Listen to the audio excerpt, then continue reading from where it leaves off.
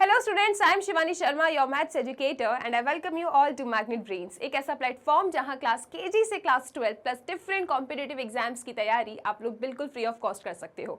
तो यहाँ ना तो आपको कोई सब्सक्रिप्शन लेना है और ना ही कोई कूपन कोड परचेज करना है, बस मन लगा के बहुत अच्छे तरीके से आप लोगों को पढ़ाई करनी है। So class 11th math students, आज इस वीडियो में हम डिस्कस करने वाले हैं चैप्टर नंबर 1 सेट्स और इसमें आज हम सॉल्व करेंगे एक्सरसाइज 1.1। इससे पहले आपको एक वीडियो मिला होगा जिसमें हम लोगों ने एक्सरसाइज 1.1 का कंसेप्ट ओवरव्यू देखा था।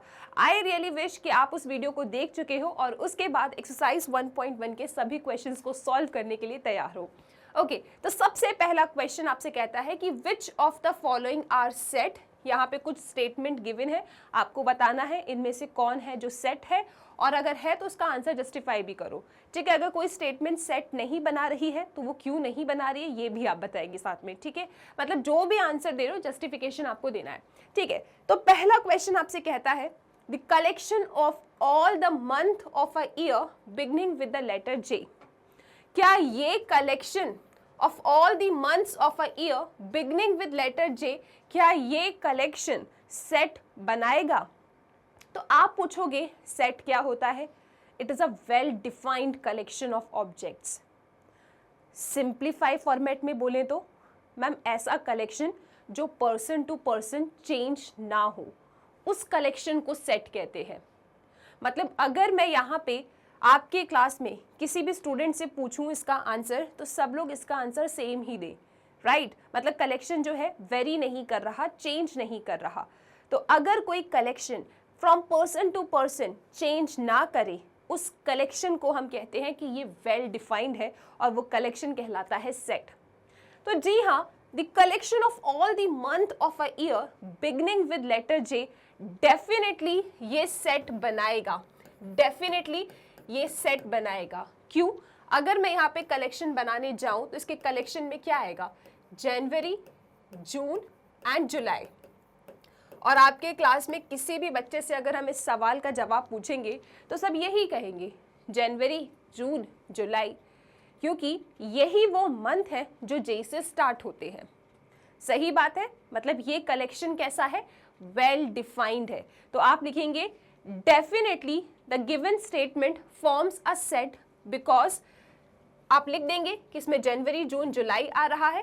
ओके, और ये जो कलेक्शन है ये वेल डिफाइंड है and it does not change from person to person, therefore it is a set.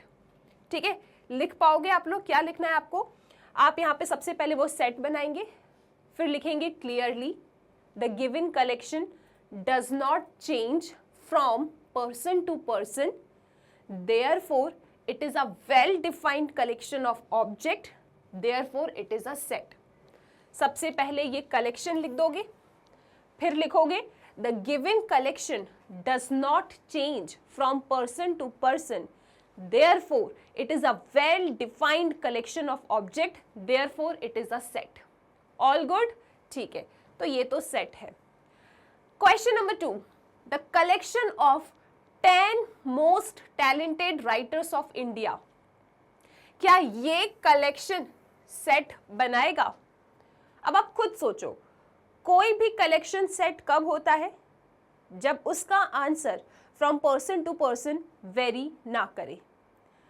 अब अगर मैं आपसे पूछूं कि collection of 10 most talented writers of India, तो हो सकता है आपके लिए 10 most talented writers of India का कलेक्शन कुछ और हो, आपके फ्रेंड के लिए कुछ और हो। That means answer is changing from person to person, और जब answer from person to person change होता है that collection is not a set. ठीक है, तो डेफिनेटली ये सेट नहीं है। क्यों? आप लिखेंगे द टर्म, यहाँ पे आंसर में लिखेंगे the term most talented writers of India. The term most talented writers of India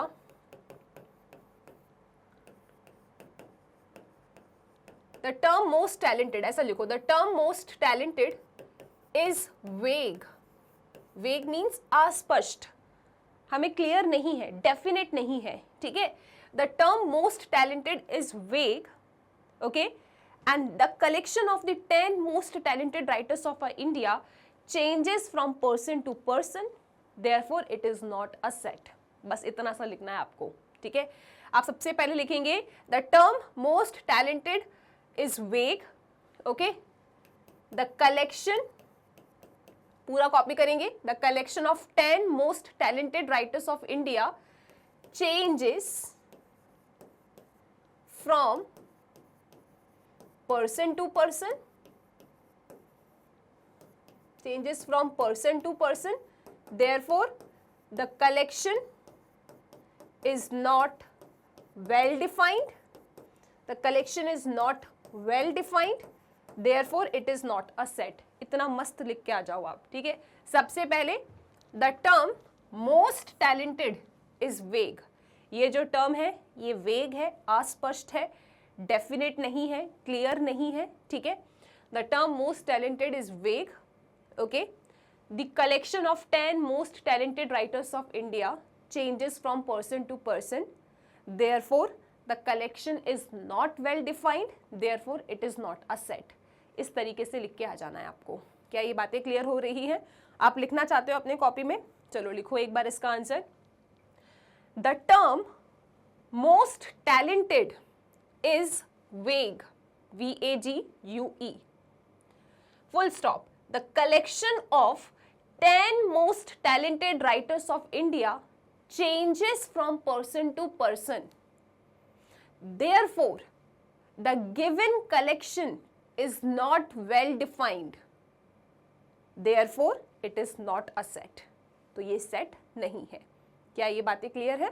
चलो जी, अच्छा खासा जस्टिफिकेशन दे दिया। अगले क्वेश्चन पे आते हैं, question number 3। A team of 11 best cricket batsman of the world, पहले तो बताओ सेट है या नहीं है। A team of 11 best cricket batsman of the world, क्या ये सेट होगा? Definitely it is not a set, क्योंकि ये जो टीम है, ये जो कलेक्शन है, it changes from person to person. Best cricket batsman of the world, इसमें तो इतना ज़्यादा वेरिएशन मिलेगा आपको आंसर में, आप देख के ही समझ जाओगे कि हाँ it is not a set. कुछ स्टूडेंट्स के लिए बेस्ट क्रिकेट बैट्समैन के लिए एक अलग कलेक्शन हो सकता है, ठीक है। कुछ स्टूडेंट्स के लिए बेस्ट क्रिकेट बैट्समैन का कलेक्शन एक अलग एलिमेंट्स कंटेन कर सकता है, राइट। मतलब ये जो कलेक्शन है it changes from person to person, right. ये जो आपका बेस्ट क्रिकेट बैट्समैन, ये जो टर्म है ये वेग है, it is not clear. Best किस तरीके से, राइट। तो यहाँ पे तो आपको अलग अलग वेराइटी ऑफ आंसर मिलेगा, जो आंसर है वो वेरी करेगा फ्रॉम पर्सन टू पर्सन। ये जो कलेक्शन है ये वेल डिफाइंड नहीं होगा, therefore it is not a set. क्या ये बातें सबको समझ में आ रही है, राइट। आप खुद सोचो ना, आप और आपका फ्रेंड बैठा है, ठीक है, आपने बोला चलो best cricket batsman of the world list बताओ, तो डेफिनेटली उसकी लिस्ट और आपकी लिस्ट में काफ़ी डिफरेंस होगा, सेम टू सेम आंसर तो नहीं आने वाला है, राइट। तो जब ऐसा हो रहा है from person to person, collection vary कर रहा है, that collection does not form a set. क्या ये बात हमको समझ आ रही है? ठीक है, तो आप डेफिनेटली कहोगे it is not a set. क्यों? अब रीजन लिखेंगे यहाँ पे, the term best cricket batsman is वेग, ठीक है, ये क्लियर नहीं है, मतलब कैसे बताएं, क्या क्राइटेरिया है। The term best cricket batsman is vague, okay.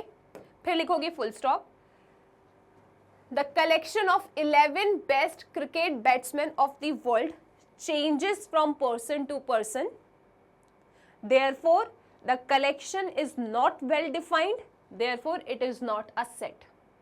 सबसे पहले कह दोगे कि ये जो टर्म है ये वेग है, फिर लिखोगे full stop, the collection of 11 best cricket batsman of the world changes from person to person. Variation नजर आ रहा है आपको, इसका मतलब क्या हो गया, it is not a set. तो ये सेट नहीं है क्योंकि ये वेल डिफाइंड नहीं है। क्या ये बात हमको समझ आ रही है? ठीक है, so it is not a set. Question number 4 पे आ जाओ। क्वेश्चन नंबर 4 कहता है, the collection of all boys in your class, आपकी क्लास के बारे में बात कर रहे हैं, ठीक है। आपकी जो भी क्लास है अभी 11th A, ठीक है, सपोज 11th B या 11th C, आप जिस भी क्लास में हो, आपके क्लास के सभी बॉयज का कलेक्शन, क्या ये सेट है? Definitely it is a set. ठीक है, आपसे अगर हम पूछें खड़ा करके कि चलो आपके क्लास में जितने भी बॉयज हैं उनके नाम लो, तो ऐसा तो नहीं करोगे आप 11th B वाले क्लास के बच्चे का नाम अपने क्लास में जोड़ दोगे? नहीं, ये तो फिक्स्ड है, डेफिनेट है। अगर हम आपसे कहते हैं the collection of all boys in your class, तो इसमें आपके क्लास के बच्चों का सबका आंसर सेम ही होगा। क्या ये बात समझ आ रही है? This collection is well defined. The collection of all boys in your class, आपके क्लास के जितने भी लड़के हैं उनका कलेक्शन डेफिनेटली एक सेट बनाएगा, क्योंकि आपके क्लास के मैं किसी भी बच्चों से इसका आंसर पूछूंगी तो आंसर चेंज नहीं होगा, answer will be same, right? तो आप कहेंगे yes it is a set. क्यों? Because the collection of all boys in your class does not change from person to person, the given collection is well defined, therefore it is a set. ठीक है, लिख पा रहे हो? कैसे लिखोगे? Yes it is a set. Why? because the collection of all boys in your class is does not change from person to person। ये जो collection है आपका, the collection of all boys in your class does not change from person to person,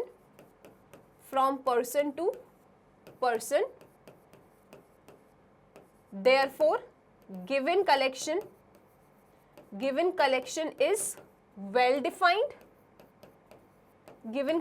is well defined, therefore it is a set। Answer समझ में आ रहा है? तो ये एक सेट है। ठीक है, चलो अगला क्वेश्चन देखते हैं। अगला क्वेश्चन है the collection of all natural numbers less than 100, क्या ये सेट होगा? All natural numbers less than 100, हाँ। तो आपके क्लास में मैं किसी भी बच्चे से इसका आंसर पूछूं ना, तो सब इसका आंसर ऐसे ही तो देंगे, 1 2 3 4 dot dot dot dot dot 99, क्योंकि लेस देन 100 कहा है। डॉट डॉट डॉट मतलब क्या, आगे जो भी है वो कंटिन्यू हो जाएंगे। The collection of all natural numbers less than 100, ये जो कलेक्शन है ना, this collection will not change from person to person. आप लिखेंगे the collection of all natural numbers less than 100 does not change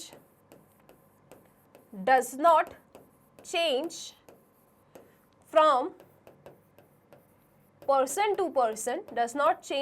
person to person, ठीक है ना?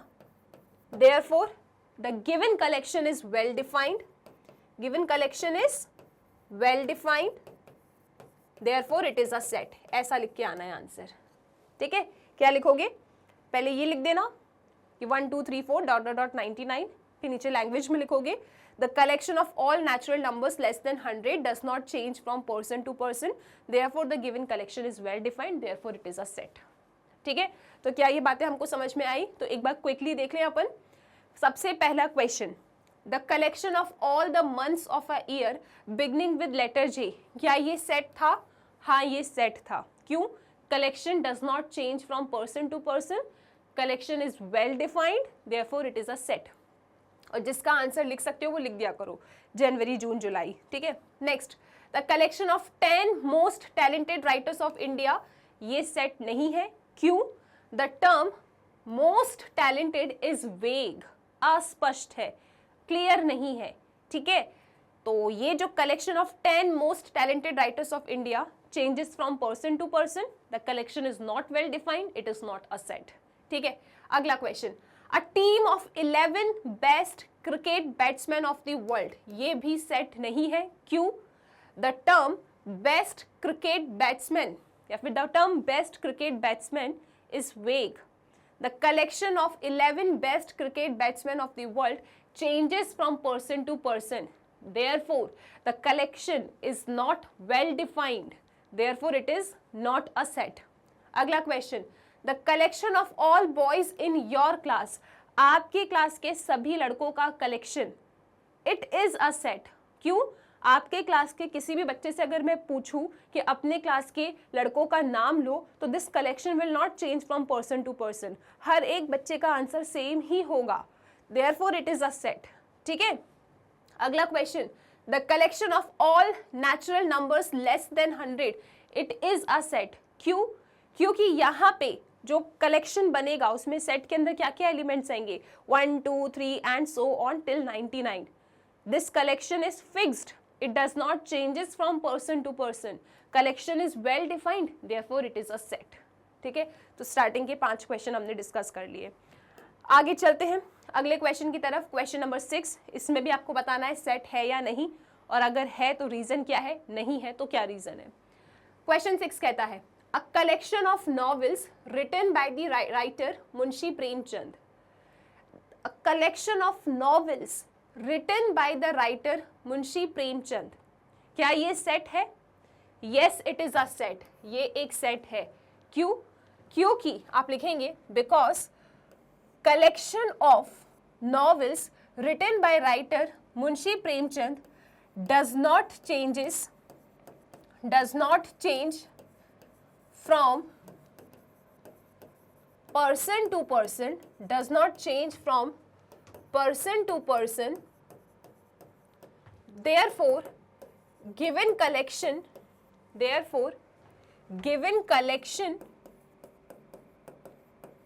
is well defined, therefore given collection is well defined, therefore it is a set.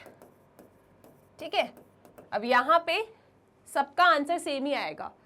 जितनी भी novels Munshi Premchand ने लिखी है, ओके, इसका जो सेट बनेगा वो एकदम फिक्स होगा, वो चेंज नहीं होगा फ्रॉम पर्सन टू पर्सन. ठीक है, a collection of all novels written by the writer Munshi Premchand does not change from person to person. ये एकदम डेफिनेट आंसर आपको देगा. ये कलेक्शन कैसा है? वेल डिफाइंड है, तो ये एक सेट है. ऑल गुड, ठीक है जी. Right, next question. The collection of all even integers, collection of all even integers, क्या ये सेट होगा? Yes it is a set, क्योंकि यहाँ पे ये जो कलेक्शन है ये कैसा है? वेल डिफाइंड है. क्यों? This collection does not changes from person to person. आप किसी भी बच्चे से पूछोगे इसका आंसर तो सबका आंसर सेम ही आएगा. जितने भी इवन इंटीजर्स है उनका सेट बना दो. ठीक है, तो ये कलेक्शन कैसा है? डेफिनेट है, वेल डिफाइंड है, तो ये भी एक सेट है. Next question. The collection of questions in this chapter. आप अपनी बुक को उठाओ, चैप्टर 1 खोलो. चैप्टर 1 में जितने भी क्वेश्चंस हैं उन सब क्वेश्चन का एक कलेक्शन, क्या ये सेट है? यस ये सेट है, क्योंकि इन्हें कहा है collection of questions in this chapter. इन्हें ऐसा नहीं कहा कि collection of most easy question in this chapter, the collection of most difficult, the collection of most tricky question, ऐसा कुछ नहीं बोला इनने. इन्हें सिर्फ इतना कहा है कि आपके इस चैप्टर में जितने भी क्वेश्चंस हैं उनका कलेक्शन. तो हाँ, अगर आप लोग मिलके सभी क्वेश्चन का एक कलेक्शन बनाओगे, ठीक है, सभी क्वेश्चंस का, तो सबका सेम ही होगा. That means it is a set. यहाँ पे ऐसा कोई ऐसा शब्द नहीं लिखा जो अस्पष्ट हो, ठीक है, क्लियर ना हो. जैसे कि कलेक्शन ऑफ मोस्ट इजी. अब ये तो मोस्ट इजी मतलब क्या? किसी के लिए हो सकता है कि कोई क्वेश्चन मोस्ट इजी हो, किसी के लिए हो सकता है कि वही क्वेश्चन डिफिकल्ट हो. तो ऐसा तो कुछ नहीं लिखा, इन्हें डायरेक्टली लिखा है the collection of all the questions in this chapter. इस चैप्टर में जितने भी क्वेश्चन हैं उन सब का कलेक्शन. तो भैया सारे क्वेश्चन उठा लो. जब सारे क्वेश्चन उठाओगे तो सबका कलेक्शन सेम ही आएगा. Therefore it is a set. तो आप आंसर कैसे लिखेंगे? The collection of questions in this chapter does not change from person to person, therefore the collection is well defined, therefore it is a set. ठीक है, अब तो याद हो गया होगा स्टेटमेंट. चलिए जी, next question. A collection of most dangerous animals of the world. अब यार ये बताओ, ये सेट है क्या?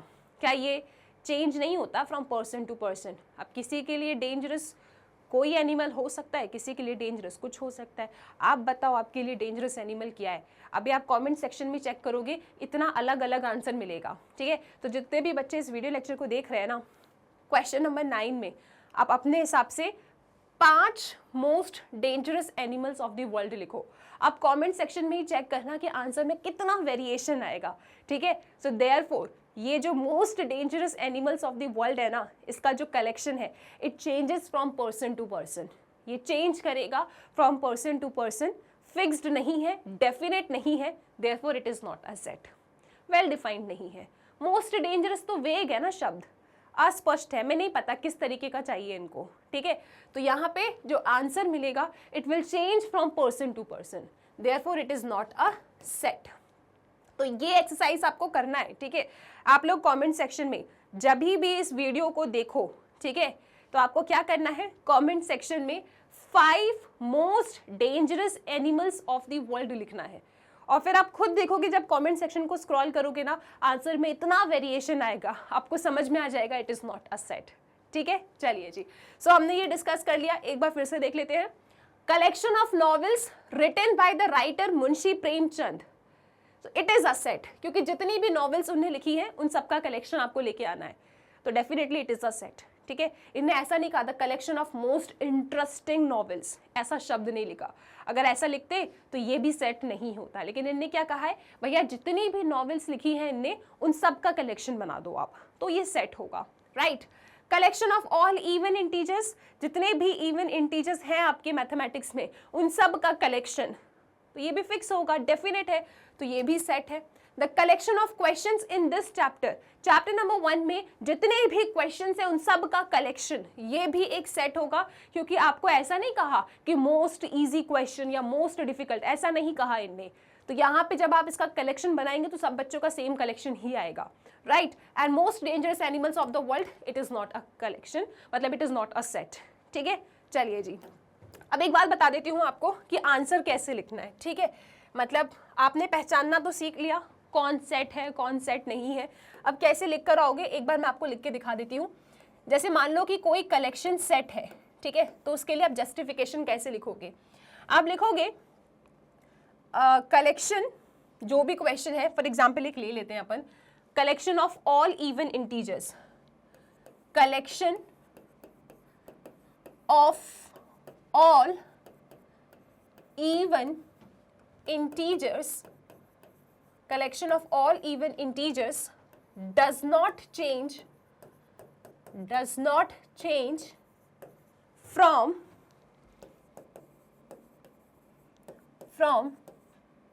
person to person, therefore given collection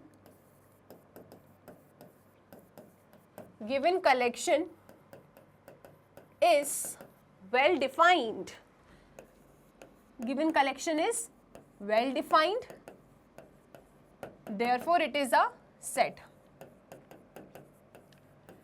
ठीक है। कोई अगर सेट है तो ये लैंग्वेज आपको चिपका देनी है, मतलब जैसा भी क्वेश्चन हो, यहाँ पे मैंने एक एग्जाम्पल लेके बताया है, ठीक है। अब नॉट सेट, मान लो कोई सेट नहीं है तो कैसे लिखोगे, जैसे अपन एक क्वेश्चन ले ले, लास्ट वाला ही ले लेते हैं, मोस्ट डेंजरस, है ना, तो आप लिखेंगे the term most dangerous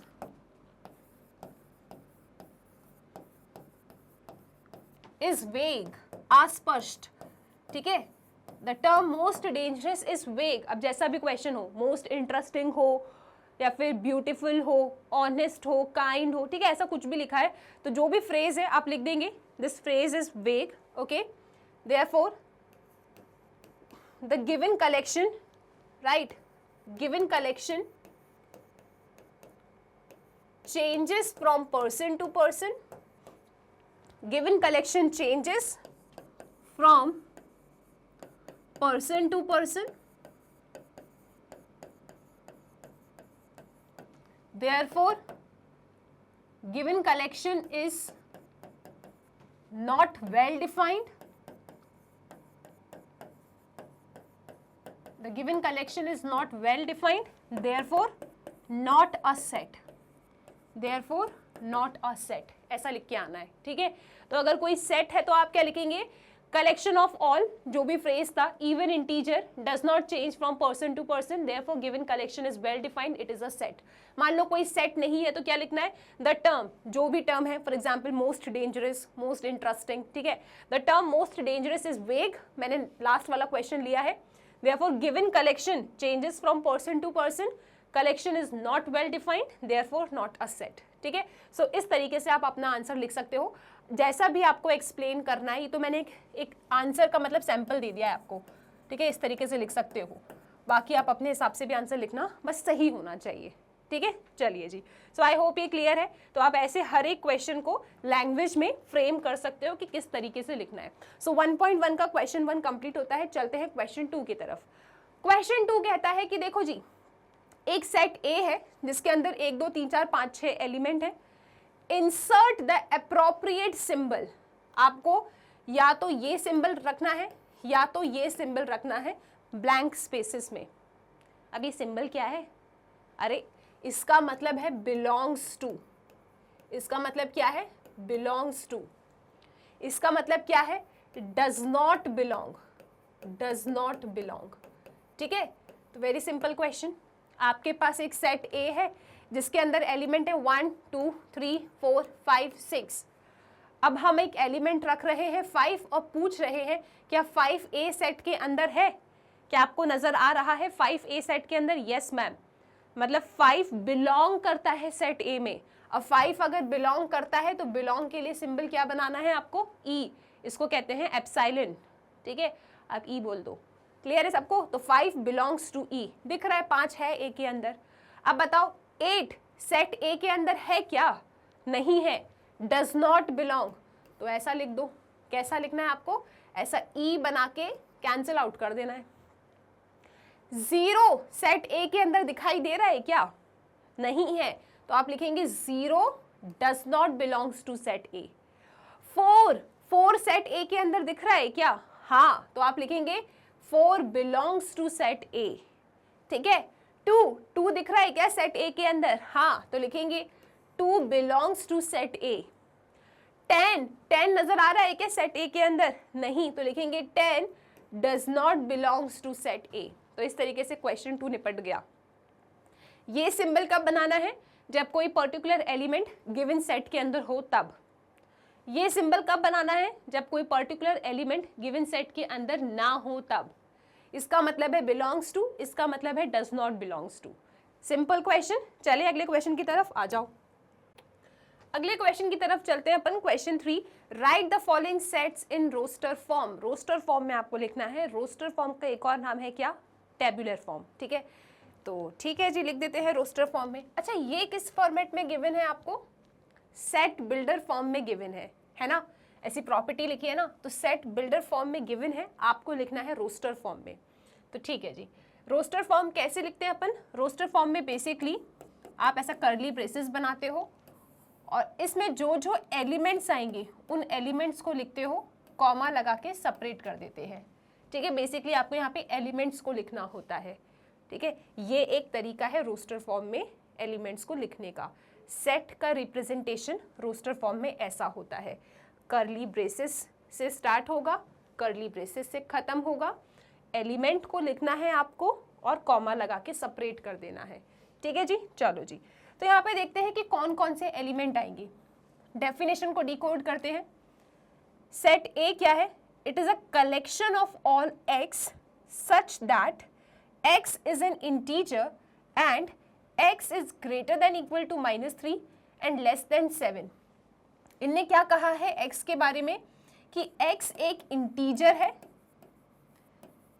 and जो आपका x है वो -3 के बड़ा या बराबर है, -3 से बड़ा या बराबर है और 7 से छोटा है। आपको वो सभी x इस टेबल में, इन कर्ली ब्रेसेस के बीच में वो सभी x को लिख देना है जो इन दोनों कंडीशन को सेटिस्फाई करे। इंटीजर भी हो आपका x और साथ में कैसा हो? -3 के बराबर या बड़ा और 7 से छोटा। तो ये दोनों कंडीशन को जो एलिमेंट्स होल्ड करेंगे उन एलिमेंट्स को आप इन कर्ली ब्रेसेस के बीच में कॉमा लगा के लिख दोगे। क्या ये बात क्लियर है? चलिए जी, तो यहाँ पे आप देखो कि x is greater than equal to -3। ठीक है, x जो है -3 के बराबर है या -3 से बड़ा है और इंटीजर है, राइट? तो -3, -2, -1, 0 और x कैसा है? 7 से छोटा है। तो 1 2 3 4 5 6, तो ये सभी एलिमेंट्स आ जाएंगे। ये आपका रोस्टर फॉर्म हो गया। देखो ये सब इंटीजर्स भी हैं और ये वाली कंडीशन को होल्ड भी कर रहे हैं। दोनों कंडीशन को होल्ड करना है आपके x को। ये सब वो x है जो इंटीजर है और साथ में इस कंडीशन को होल्ड कर रहे हैं। x आपका -3 है या -3 से बड़ा है और 7 से छोटा है। ठीक है, तो ये जितने भी x हैं 7 से छोटे हैं लेकिन -3 से बड़े हैं। राइट, तो ये सब आपके एलिमेंट्स यहाँ पे आ गए। क्या ये बात क्लियर है? सो सेट ए के अंदर क्या आया? -3, -2, -1, 0, 1, 2, 3, 4, 5, 6। रोस्टर फॉर्म में कैसे लिखते हैं? कर्ली ब्रेसेस बनाया और सारे एलिमेंट्स को कॉमा से सेपरेट कर दिया। ठीक है जी, चलो। सो आई होप क्वेश्चन 1 क्लियर है। क्वेश्चन 2 पे आ जाओ। क्वेश्चन 2 भी यही कहता है, रोस्टर फॉर्म में आपको लिखना है। यहाँ पे सेट बिल्डर फॉर्म में गिवन है। इस सेट बिल्डर फॉर्म को तोड़ के समझते हैं कि कौन से एलिमेंट्स आएंगे। ठीक है, तो सेट बिल्डर फॉर्म में क्या लिखा है? It is a collection of all X such that X is a natural number less then 6। आपको वो सभी एक्स लिखना है जो नेचुरल नंबर हो और 6 से छोटे हो। तो नेचुरल नंबर होना चाहिए और 6 से छोटे, मतलब आपको वो सभी एलिमेंट को लिस्ट कर देना है जो 6 से छोटे नेचुरल नंबर हो। तो ठीक है जी, 1, 2, 3, 4, 5 ये रहे आपके नेचुरल नंबर्स। 6 से छोटे भी हैं और नेचुरल नंबर भी है। अच्छा, एक चीज़ आपको बता देती हूँ मैं, सेट को बहुत अच्छे से समझने के लिए आप लोगों के लिए एक बेसिक कंसेप्ट ऑफ मैथमेटिक्स ये सीरीज में लेकर आई थी। उसमें हमने सबसे पहला एक चैप्टर पढ़ा था नंबर सिस्टम। तो उस चैप्टर को आप लोग एक बार ज़रूर रिविजिट करना, बहुत इंपॉर्टेंट है। हमने डिफरेंट टाइप्स ऑफ नंबर्स के बारे में वहाँ पे डिस्कशन किया था कि नेचुरल नंबर्स क्या है, होल नंबर्स क्या है, रियल नंबर्स क्या होते हैं। तो सेट थ्योरी पढ़ने से पहले एक बार basic concept of mathematics series का चैप्टर नंबर 1 नंबर सिस्टम ज़रूर पढ़ना है। ठीक है, और इस वीडियो के डिस्क्रिप्शन बॉक्स में इस चैप्टर की मैं लिंक भी ऐड करवा दूंगी ताकि आप लोगों को ज़्यादा डिफिकल्टी ना हो। ठीक है जी, चलो। तो यहाँ पे इनने क्या कहा है कि देखो जी, सेट बिल्डर फॉर्म में गिवन है, रोस्टर फॉर्म में लिखना है। Roster form is very simple, जो भी एलिमेंट्स हैं उन्हें कॉमा लगा के लिखते जाओ और कर्ली ब्रेसेस के अंदर लिख दो। तो यहाँ पे कौन से एलिमेंट आएंगे? यहाँ पे वो सभी एक्स आएंगे जो नेचुरल नंबर होंगे और 6 से छोटे होंगे। तो 6 से छोटे नेचुरल नंबर्स का कलेक्शन आपको लिखना है। So it is 1, 2, 3, 4 and 5। ठीक है जी, डन विद दिस क्वेश्चन। अगले क्वेश्चन पे आ जाइए। अगेन रोस्टर फॉर्म में लिखना है आपको। सेट क्या है?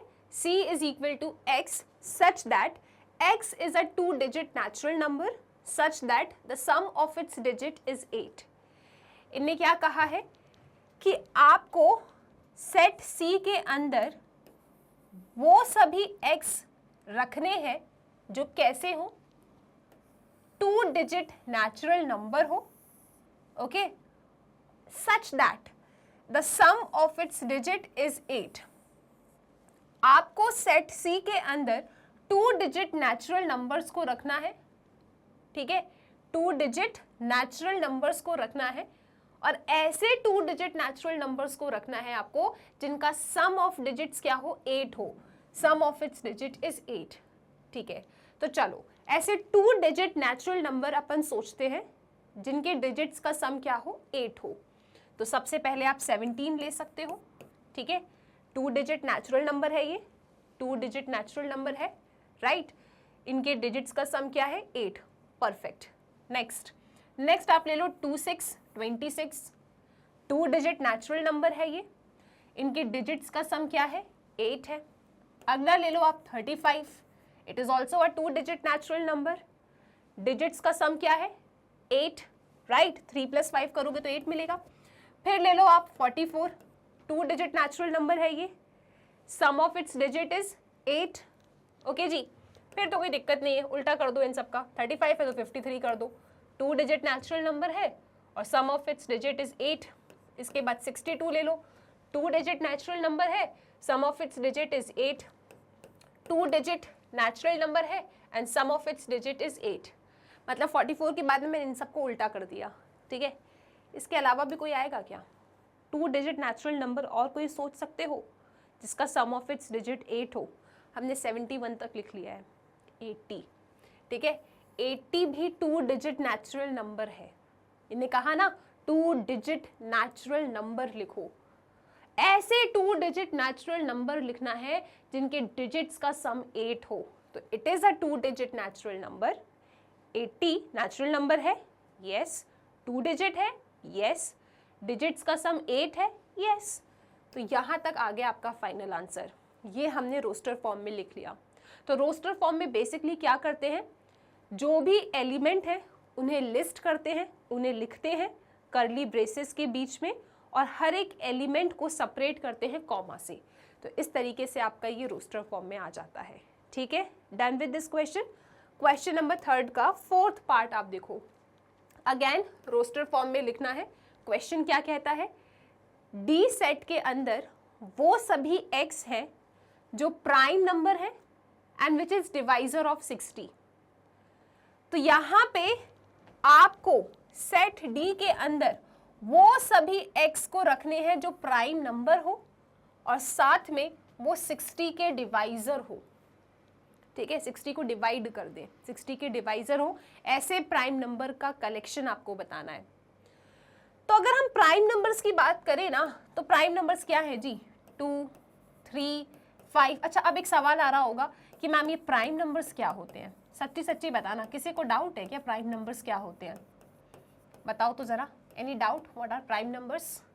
इसीलिए वो बेसिक कंसेप्ट ऑफ मैथमेटिक्स की सीरीज बनाई थी, ताकि जो भी बेसिक कंसेप्ट हमको क्लास 11, 12 में पता होना चाहिए वो हम सब डिस्कस कर लें पहले। तभी सबसे पहले बेसिक कंसेप्ट ऑफ मैथमेटिक्स की सीरीज आई और उसके बाद आपका ये क्लास 11th का मैथ स्टार्ट हुआ है। तो बिल्कुल जाके उसको आपको देखना है। डिफरेंट टाइप्स ऑफ नंबर्स की नॉलेज होनी चाहिए, बहुत इंपॉर्टेंट है। ओके, तो एक बार आप सोचो प्राइम नंबर्स क्या है। प्राइम नंबर्स वो नंबर्स हैं जिनके फैक्टर या तो 1 होता है या तो वो नंबर इटसेल्फ होता है। ठीक है, तो आपको ऐसे प्राइम नंबर सोचना है जो डिवाइजर हो 60 का। तो अगर मैं कुछ प्राइम नंबर्स लिखूं तो क्या क्या आएंगे मेरे सामने, 2, 3, 5, 7, 11, 13 एंड सो ऑन। तो इन प्राइम नंबर्स के कलेक्शन में से आपको उन प्राइम नंबर्स को उठाना है जो डिवाइजर हो 60 का। तो डेफिनेटली आपके पास जो आंसर आएगा ना इसमें, वो क्या होगा, 2, 3 एंड 5। ये वो प्राइम नंबर्स हैं जो 60 के डिवाइजर है।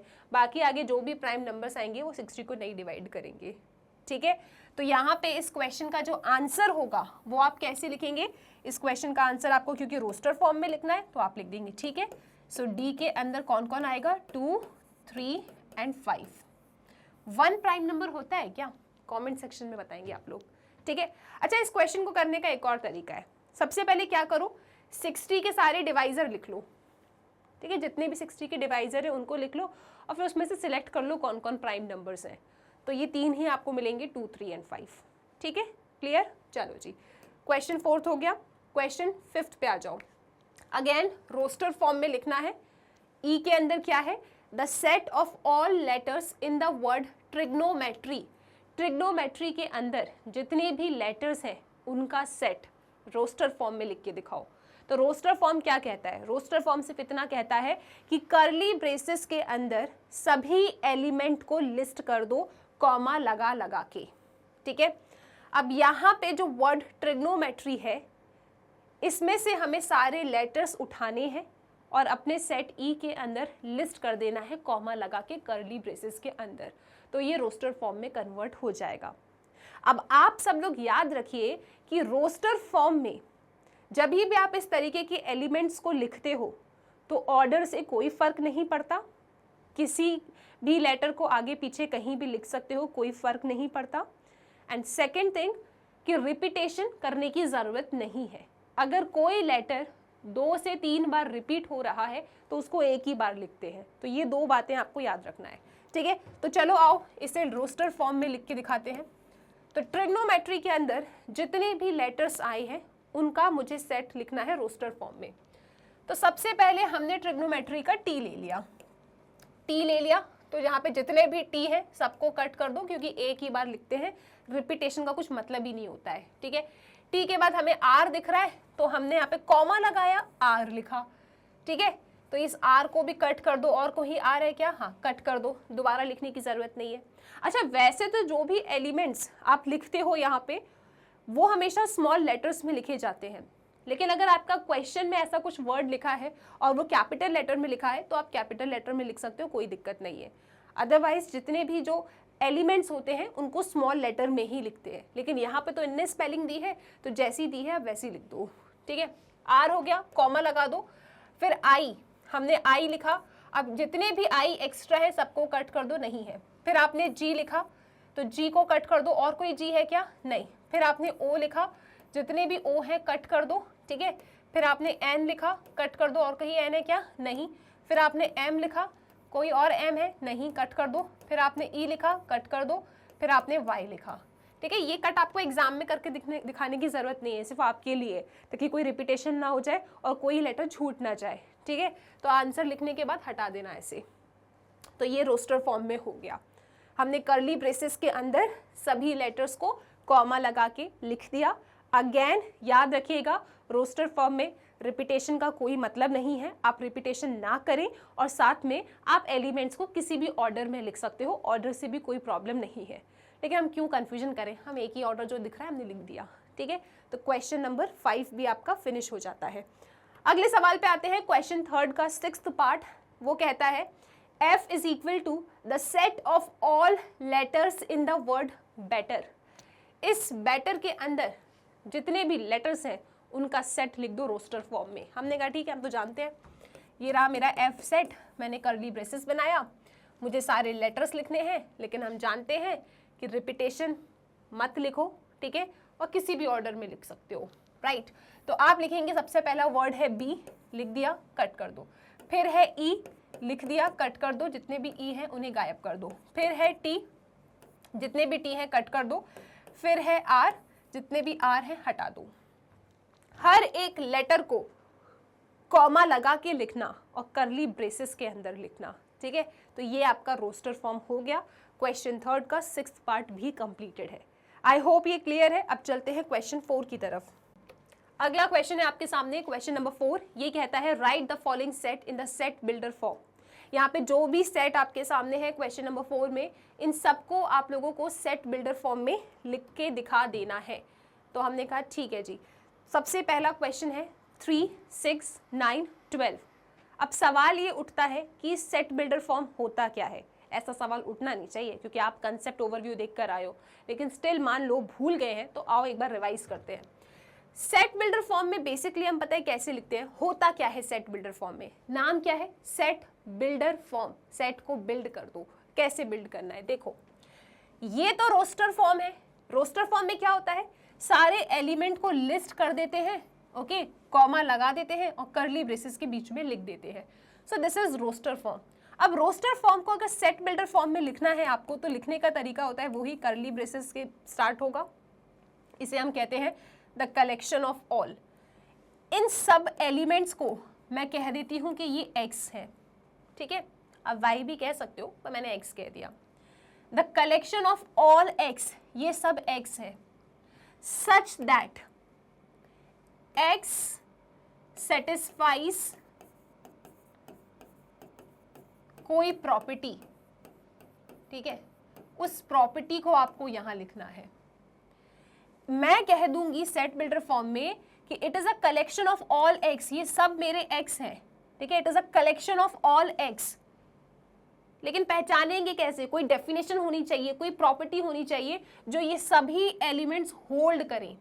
उस प्रॉपर्टी को आपको बस यहां लिखना होता है, तो ये सेट बिल्डर फॉर्म में बन जाता है, ठीक है। समझते हैं, जैसे कैसे पता चलेगा वो डेफिनेशन या प्रॉपर्टी क्या है। वेरी सिंपल, बस अपने क्वेश्चन को देखते रहो, ऑब्जर्व करो, बहुत ध्यान से ऑब्जर्व करो।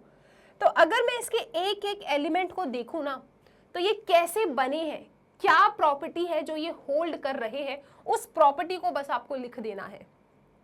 पहला तो क्लियर है। मान लो, चलो इसका नाम नहीं दिया, हमने कह दिया कि मान लो it is set A, let A is equal to this, ठीक है। अब अगर मुझे इसको सेट बिल्डर फॉर्म में लिखना है तो क्या लिखना है बेटा, ये तो फिक्स है, the collection of all X. इन सबको मैंने x कह दिया, सच दैट। अब ये कैसे बने हैं वो चीज मुझे यहां लिखनी है, उसी को कहते हैं x की डेफिनेशन या x की प्रॉपर्टी। अब वो जो प्रॉपर्टी आप लिखने जा रहे हो ना, ऐसा नहीं कि सिर्फ 2 एलिमेंट पे होल्ड हो रही है, जो भी प्रॉपर्टी आप यहाँ लिखोगे वो इन सभी एलिमेंट पे होल्ड होनी चाहिए, ठीक है। ओके जी, तो चलो सोचते हैं। यहाँ पे है 3, 6, 9, 12। अगर मैं इसको ध्यान से देखूं, अच्छा एक और चीज, सेट बिल्डर फॉर्म में आंसर वेरी कर सकते हैं, लिखने का तरीका आपका और आपके फ्रेंड का डिफरेंट हो सकता है। अगर सही लिखा है तो मार्क्स दोनों को मिलेंगे, ऐसा नहीं है कि एकदम फिक्स्ड आंसर ही है इसका, आप अलग तरीके से भी लिख सकते हो, लेकिन जो कहना चाहते हो आप, ठीक है, वो एकदम सही होना चाहिए। तो आपके जो टीचर हैं आपको डेफिनेटली मार्क्स दे देंगे, राइट। चलो जी, तो यहाँ पे अब मैं बैठ के डिकोड कर रही हूँ कि इस सेट ए के अंदर जो एलिमेंट्स हैं क्या क्या रखे हैं, आओ सोचते हैं। इस सेट ए के अंदर जो एलिमेंट्स हैं 3, 6, 9, 12, ये कैसे बने होंगे, क्योंकि मैंने कह दिया कि ये सब x है, ठीक है, मैंने कह दिया ये सब x है, लेकिन कैसे बने। अगर मैं इसको ध्यान से देखूँ ना तो ये ऐसे नहीं बना है। देखो 3, 3 इंटू 1, 6, 3 इंटू 2, 9, 3 इंटू 3, 12, 3 इंटू 4, ऐसे बना है ना ये।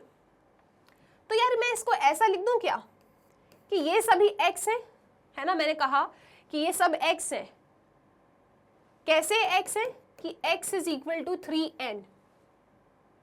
ये n क्या है, n बिलोंग करता है नेचुरल नंबर को। देखो ना ये सब नेचुरल नंबर है, 1 से स्टार्ट हुए 4 तक जा रहे हैं।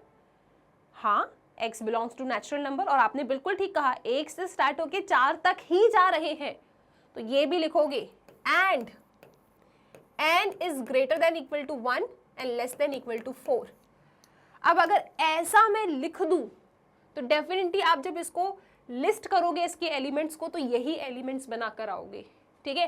तो इसका सेट बिल्डर फॉर्म क्या हो गया, कलेक्शन ऑफ ऑल x, इन सबको x कह दिया, the collection of all x such that x की डेफिनेशन कैसी है कि x is equal to 3n है।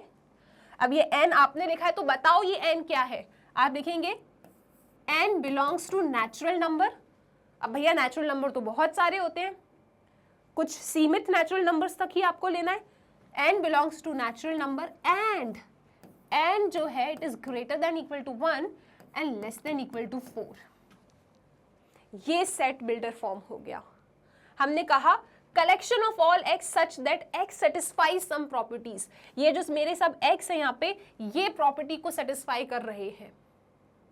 अब अगर मुझे कोई ये सेट नाम ही देता और मुझे कोई कहता कि चलो इसका रोस्टर फॉर्म बनाओ, तो डेफिनेटली इसका रोस्टर फॉर्म यही आता, ठीक है। समझ में आया कैसे बना ये तो फिक्स है, collection of all x such that x।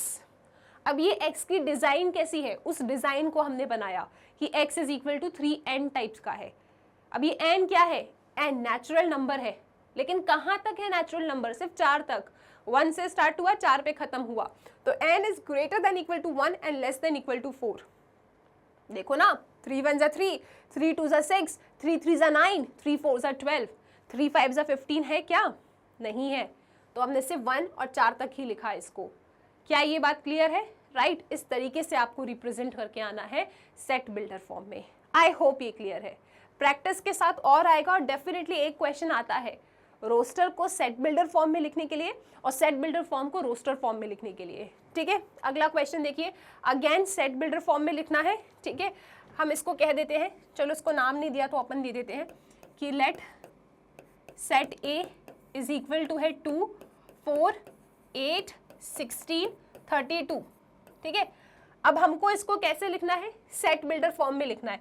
हम जानते हैं सेट बिल्डर फॉर्म में ये तो फिक्स है, कर्ली ब्रेसेस जिसको हम कहते हैं the set of all x, इन सबको कॉमन x कह देंगे, such that x is equal to, पर ये x क्या है, कैसे बना है, मैंने कह दिया कि ये सब x है, लेकिन इस x की डिजाइन को डिकोड करके हमें वो डिजाइन यहाँ पे लिखनी है, ठीक है। चलो डिकोड करते हैं। एलिमेंट्स कैसे हैं, 2, 4, 8, 16, 32, ठीक है, सिर्फ इतने एलिमेंट्स हैं। अब मुझे इस डिज़ाइन को डिकोड करना है। मैंने कह दिया कि ये सब कॉमन x है, इन सबको मैंने x कह दिया। अब इसकी डेफिनेशन बनाओ, वो प्रॉपर्टी लिखो जो ये x सेटिस्फाई करे, ठीक है। तो कैसे बना है ये? अरे हो गया डिकोड। देखो ये जो 2 है 2 की पावर 1 होगा, 2 को मैं 2 की पावर 1 लिख सकती हूँ, 4 को मैं 2 की पावर 2 लिख सकती हूँ, 8 को मैं 2 की पावर 3, 16 को मैं 2 की पावर 4, 32 को मैं 2 की पावर 5 लिख सकती हूँ। हाँ या ना?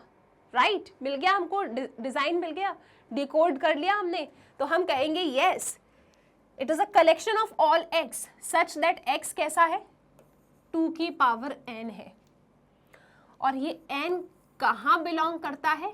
नेचुरल नंबर को बिलोंग करता है। चेक करो 1 2 3 4 5 ये सब नेचुरल नंबर है, लेकिन ये नेचुरल नंबर लिमिटेड है। कैसे?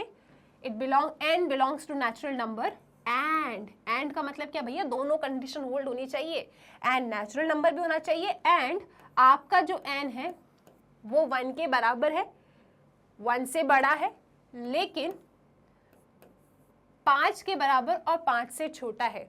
मतलब n जो है मेरा 1 से 5 तक है, और कैसा है? नेचुरल नंबर है, क्योंकि 1 से 5 के बीच में बहुत नंबर्स होते हैं, 1, 1.1, 1.2। स्पेसिफिकली बताना है कि जो n है 1 से 5 के बीच में वो नेचुरल नंबर है, और कहाँ से कहाँ है? 1 से 5। सो 1 से 5 तक जितने भी नेचुरल नंबर्स हैं सबको लेना है आपको। तो यहाँ पे 1 2 3 4 5, और जब इनको एक एक करके लिखोगे तो यही आ जाएगा। तो ये इसकी डिज़ाइन होगी, ये इसका सेट बिल्डर फॉर्म हो गया। तो बस एलिमेंट्स को देख के पहले डिकोड करो कि ये जो एलिमेंट्स लिखे हैं आखिरकार ये बने कैसे। एक कॉमन डेफिनेशन को देखने की कोशिश करो, और ऐसी डेफिनेशन आपको लिखनी है जो हर एक एलिमेंट पे एप्लीकेबल हो, हर एक एलिमेंट मुझे इस डेफिनेशन से मिल जाए। ठीक है, डन विद दिस क्वेश्चन। चलिए जी आगे चलते हैं, फोर्थ का थर्ड क्वेश्चन देखते हैं अपन। अगेन सेट बिल्डर फॉर्म में लिखना है। हमने कहा ठीक है, पहले इसको एक नाम दे देते हैं कि let set A is equal to 5, 25, 125, 625। ठीक है जी, हमको किस में लिखना है? इसको सेट बिल्डर फॉर्म में लिखना है। तो सेट बिल्डर फॉर्म में कैसे लिखेंगे? The collection of all X, इन सबको एक्स कह देंगे, such that X is equal to. अब एक्स की डेफिनेशन को तोड़ते हैं, डिकोड करते हैं। ठीक है, तो जो मेरे पास एलिमेंट है पहले मैं इनको देखती हूँ, ऑब्जर्व करती हूँ। देखो एक बार में नहीं आएगा, प्रैक्टिस करोगे, जितना नंबर्स के साथ खेलोगे ना तब आपको ये बहुत इजी लगने लगेंगे। राइट, तो 5, 25, 125, 625। चलिए जी तोड़ते हैं नंबर को, समझते हैं आखिरकार इनकी डिज़ाइन क्या है, बने कैसे हैं ये, ताकि डेफिनेशन पता चले और मैं वहाँ लिख सकूँ उसको। ठीक है, तो मैं देख रही हूँ, अरे तो बहुत सिंपल है।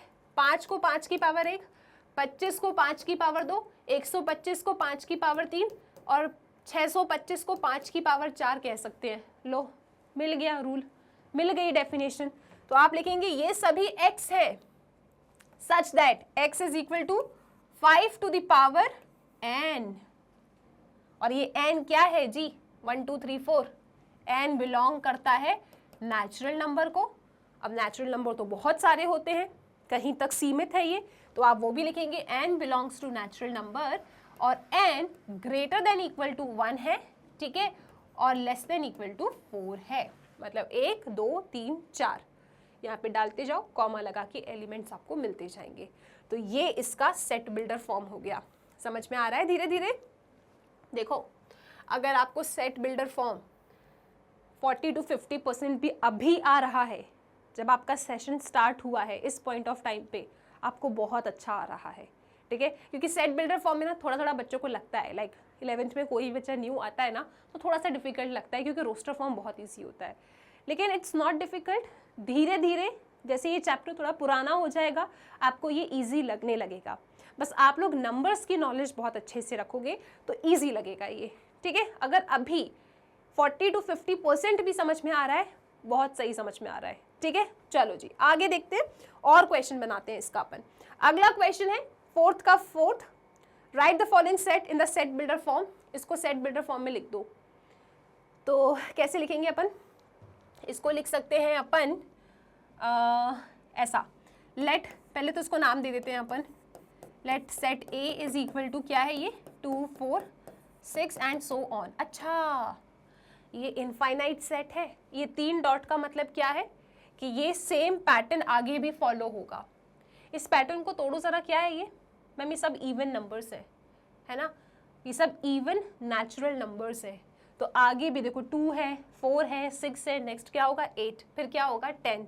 ठीक है, तो आप इसको समझ गए कि ये एक इवन नेचुरल नंबर का कलेक्शन है। 3 डॉट मतलब क्या, आगे भी और है, कंटिन्यूड है, चला जा रहा है, इनफाइनाइट सेट है। ठीक है, कोई बात नहीं।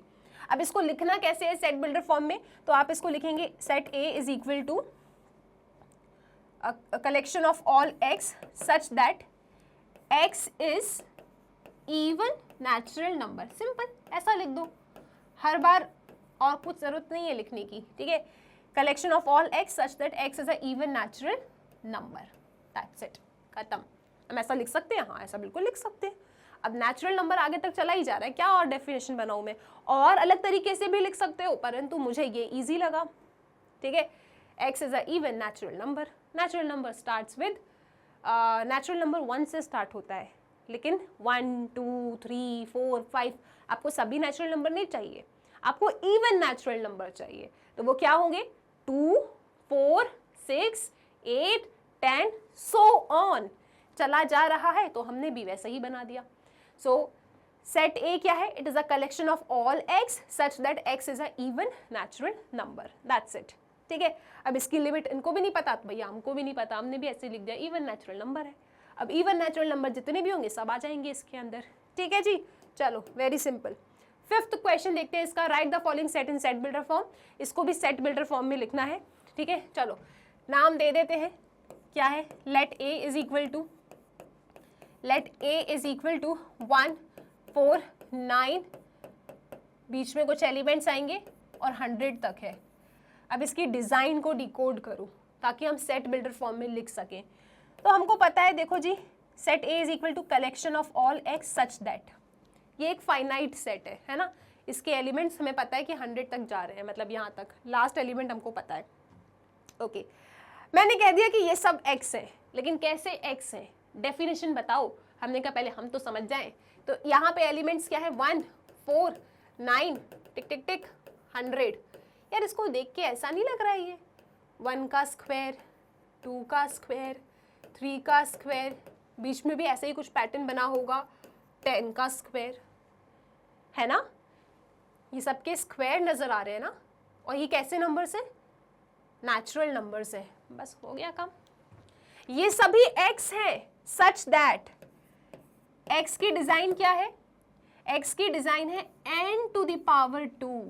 यहाँ पे n बेस जो है वो चेंज हो रहा है, पावर फिक्स है 2 2 2 2 2, तो इसलिए n की पावर 2 लिखा। अब ये n क्या है भैया वो तो बताओ। n बिलोंग करता है नेचुरल नंबर को, एंड नेचुरल नंबर को बिलोंग करता है, लेकिन कहां से लेके कहां तक है? स्टार्टिंग क्या है, एंडिंग क्या है, वो भी बताओ। तो ठीक है, n is greater than equal to 1 less than equal to 10। Check कर लो, होगी डेफिनेशन, चेक कर लो एक बार। ठीक है, तो ये हमने डेफिनेशन बना दिया। The set of all x, ये सभी, ये जो है पूरा, ये सब x का एक सेट है सच दैट x की डेफिनेशन क्या है? 1 2 3 10, इन सब की पावर 2, तो n की पावर 2। n क्या है? n नेचुरल नंबर है। ठीक है, लेकिन शुरुआत और आखिरी टर्म क्या है नेचुरल नंबर का?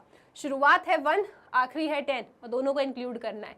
तो 1 से 10 के बीच में सभी नेचुरल नंबर ले लेने हैं, आपको n की जगह पे उनका स्क्वायर चढ़ा देना है, आपको ये एलिमेंट्स मिल जाएंगे। ये इसका सेट बिल्डर फॉर्म हो गया। आई होप ये क्वेश्चन क्लियर है। चलते हैं अगले क्वेश्चन की तरफ। क्वेश्चन नंबर 5 देखिए, list all the elements of the following set. सभी एलिमेंट्स को आपको लिख देना है। तो ठीक है, सबसे पहला है A is equal to set of all x such that x is an odd natural number। x क्या है? odd natural number है। तो क्या क्या आएगा इसके अंदर? 1 odd natural number है, 3 5 7 9 11, लेकिन इन लोगों ने बताया नहीं कहाँ तक जाना है, तो मतलब आपको पूरा आगे तक कंटिन्यू करना है। 3 डॉट बना दो, खत्म करो। ठीक है, इसका मतलब क्या? आगे भी ऑड नेचुरल नंबर्स आएंगे। नेचुरल नंबर स्टार्ट कहाँ से होते हैं? 1 से, ठीक है। तो इनने कहा x is an odd natural number, तो ऑड नेचुरल नंबर क्या होगा? 1। अगला क्या होगा? 3, फिर क्या होगा? 5, फिर क्या होगा? 7। लेकिन कहाँ तक जाना है नहीं बताया, तो बस ऐसा 3 डॉट बना दो, आगे कंटिन्यू होता जाएगा, ठीक है। पहला क्वेश्चन हो गया, डन। चलिए अगला क्वेश्चन देखो, इसमें बी कहता है अगेन आपको सभी एलिमेंट्स को लिखना है। यहाँ पे लिखा है इन्हें कि सेट बी के अंदर it is a collection of all X such that X is an integer और x बड़ा है -12 से और x छोटा है 9/2 से। तो -12 मतलब 0.5 है ना, x बड़ा है -0.5 से एंड x छोटा है 4.5 से, 9/2 मतलब 4.5, ठीक है। अब इनके बीच में यहाँ पे this is -0.5 and this is 4.5, इनके बीच में जो भी इंटीजर्स आते हैं उन सभी इंटीजर्स को आपको लिस्ट करना है, क्योंकि इन्हें कहा है ना b क्या है? It is a collection of all x such that x is an integer, और वो सभी इंटीजर जो इन दोनों के बीच में हैं। तो b सेट के अंदर क्या आएगा जी? b सेट के अंदर आएगा 0, 1, 2, 3 एंड 4। इन दोनों के बीच में जो इंटीजर्स है वो सभी ये है, ठीक है। So this is question number B. I hope ये क्लियर है, सिंपल। चलो अब इसका नेक्स्ट पार्ट देखते हैं, that is third question, question number 5 का। C is equal to collection of all x, इस कर्ली ब्रेसेस को कहते हैं collection of all x such that x is an integer. आपको x इंटीजर लेना है। कैसे इंटीजर? कि x square is less than equal to 4। वो सभी इंटीजर्स आपको लेने हैं जिसका स्क्वायर या तो 4 हो या 4 से छोटा हो। तो ठीक है जी, बनाते हैं ऐसा collection. So C is equal to, सबसे पहले हमने -2 लिया, इंटीजर है, -2 का स्क्वायर 4 आएगा, 4 के बराबर है, ठीक है। फिर हमने -1 ले लिया, -1 का स्क्वायर क्या आएगा? -1 का स्क्वायर 1 आएगा, 1 is less than equal to 4, yes 1 4 से छोटा है। फिर हमने ले लिया 0, 0 एक इंटीजर है, हाँ, 0 का स्क्वायर इज 0, क्या 0 4 से छोटा है? जी हाँ। फिर हमने 1 लिया, 1 का square is 1, 1 is less then 4, ठीक है। फिर हमने 2 लिया, 2 का स्क्वायर क्या होगा? 4, 4 is less than equal to 4, हाँ इक्वल टू तो है। क्या हम 3 ले सकते हैं? नहीं, क्यों? क्योंकि 3 का स्क्वायर 9 होगा and 9 is not less than equal to 4, मतलब सिर्फ इतना ही आएगा, यही एलिमेंट्स आएंगे, ठीक है। तो ये सभी एलिमेंट हैं जो इस प्रॉपर्टी को सेटिस्फाई कर रहे हैं। सिंपल है ना, राइट। चलो अगला क्वेश्चन देखते हैं, फिफ्थ का fourth part. D is equal to collection of all x such that x is a letter in the word loyal। इस वर्ड में जो लेटर्स हैं उनको आपको लिस्ट करना है। तो ठीक है, वेरी सिंपल, रिपीटेशन नहीं करना है, ऑर्डर से कोई फर्क नहीं पड़ता। तो D के अंदर क्या आएगा? लॉयल की स्पेलिंग में सबसे पहले L है, हमने L ले लिया, और कहीं L है कट कर दो, कॉमा लगा दो, O है हमने O ले लिया, फिर क्या है Y, हमने y को लिख दिया, फिर क्या है a, लो जी, तो ये हमने उसके एलिमेंट्स को लिख दिया। तो इतने लेटर्स काफ़ी हैं, ये स्पेलिंग बन जाएगी, ठीक है, डन। तो इसके एलिमेंट को लिस्ट कर दिया। रिपीटेशन करने की कोई ज़रूरत नहीं है, राइट, नहीं लिखते रिपीटेड शब्दों को, और साथ में आप किसी भी ऑर्डर में लिख सकते हो, ठीक है। तो मैंने नॉर्मली लिखा, तो मेरे पास क्या क्या आ रहा है? LOYA, ठीक है जी, राइट। फिफ्थ का फिफ्थ पार्ट देखिए आप लोग। E इज अ सेट, और इस सेट के अंदर किसका कलेक्शन है? Collection of all x। अच्छा, कैसे x है वो? x is a month of a year not having 31 days. उन सभी मंथ को आपको लिखना है जिसमें 31 डेज नहीं होते। हम ये तो याद करना पड़ेगा। अरे क्यों याद करना पड़ेगा? आपने बचपन में ट्रिक सीखी होगी ना, आपको सेट E के अंदर कौन से मंथ लिखने हैं जिसमें 31 डेज नहीं है। It is a collection of all x such that x is a month of a year not having 31 days. तो ऐसा आपने याद किया होगा ना, इस तरीके से अगर आप ऐसा पाम बनाओ यहाँ पे, ठीक है। तो ये क्या है? यहाँ से अपन काउंट करते हैं, राइट। दिस इज जनवरी, फरवरी, मार्च, अप्रैल, मई, जून, जुलाई।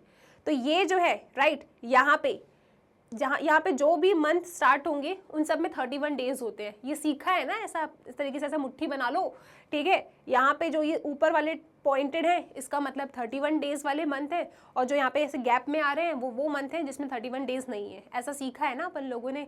चलो ठीक है, तो देखो जनवरी 31 डेज, जनवरी के बाद क्या आ रहा है फेब्रुअरी, तो यहाँ पे हम पूरा स्पेलिंग नहीं लिख रहे, आप पूरा लिख लेना, ठीक है। जनवरी फेब्रुअरी मार्च में 31 डेज है, हमको 31 डेज नहीं चाहिए। सो जनवरी फेब्रुअरी मार्च अप्रैल, आपने लिखा है यहाँ पे अप्रैल, ठीक है। जनवरी फेब्रुअरी मार्च अप्रैल मई जून, ठीक है। फिर जुलाई नहीं चाहिए, अगस्त सितंबर, ठीक है। कहाँ थी मैं, जनवरी फरवरी मार्च अप्रैल मई जून जुलाई अगस्त सितंबर अक्टूबर नवंबर, ओके, दिसंबर, फिर जनवरी।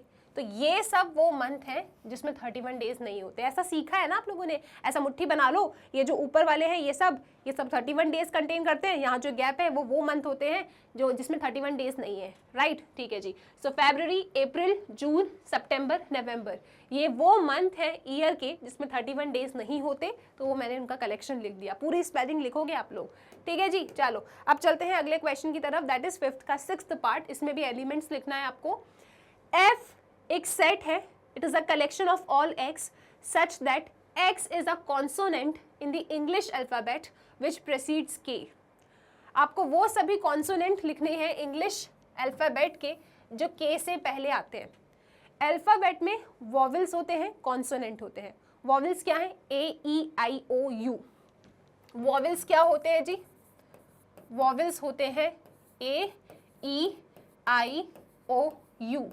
तो इनको छोड़ के जो भी लेटर्स होते हैं अल्फाबेट में वो कॉन्सोनेंट होते हैं, ठीक है। सो कॉन्सोनेंट क्या है भैया, आपके अल्फाबेट में जो 26 लेटर्स हैं उन 26 लेटर में से इनको माइनस कर दो। हम तो भैया मैथ्स वाले हैं तो ऐसे ही लिखेंगे ए ई आई ओ यू। तो 26 लेटर में से इनको उड़ा दो, जो भी लेटर बचेगा वो कॉन्सोनेंट होगा, ठीक है। अब आपको वो सभी कॉन्सोनेंट लिखने हैं इंग्लिश अल्फाबेट के जो के से पहले आते हैं। तो ठीक है जी, लिख देते हैं यहाँ पे। सो एफ इज इक्वल टू के से पहले आने वाले कॉन्सोनेंट, तो बी, क्योंकि ए तो वॉवेल है भैया, वो नहीं लिखना। सी डी ई नहीं लिख सकते, एफ जी एच आई नहीं लिख सकते, जे। सो ये कलेक्शन हो गया, ठीक है। ये सब वो कॉन्सोनेंट है इंग्लिश अल्फाबेट के जो के से पहले आते हैं, B C D F G H J, ठीक है, क्योंकि वॉवेल्स नहीं लिखना है आपको, right. So I hope question 5 clear है। डन विद दिस, चलते हैं क्वेश्चन 6 की तरफ। क्वेश्चन 6 कहता है match each of the set on the left in the roster form with the same set on the right described in set builder form. तो roster form को उसके set builder form से match करना है। चलो मजेदार। तो यहाँ पे है हमारे पास 1 2 3 6, 1 2 3 6। हाँ, यहाँ पे देखो आप, सी वाला देखो, collection of all X such that X is a natural number and divisor of 6। ये सब नेचुरल नंबर है और 6 के डिवाइजर भी है, ठीक है। तो डेफिनेटली फर्स्ट का क्या है, सी है। फिर 2 3 ए वाला देखो, collection of all X such that X is a prime number and a divisor of 6। ये दोनों प्राइम नंबर है और 6 के डिवाइजर है, तो सेकंड का ए, ठीक है। सिंपल मैथमेटिक्स दिख ही रहा है, collection of all X such that X is a letter of the word mathematics, तो यहाँ पे आ जाएगा डी, इसका डी है। 1 3 5 7 9 कौन बचा, B, collection of all X such that X is an odd natural number less than 10, odd natural number less than 10, तो इसका बी हो गया।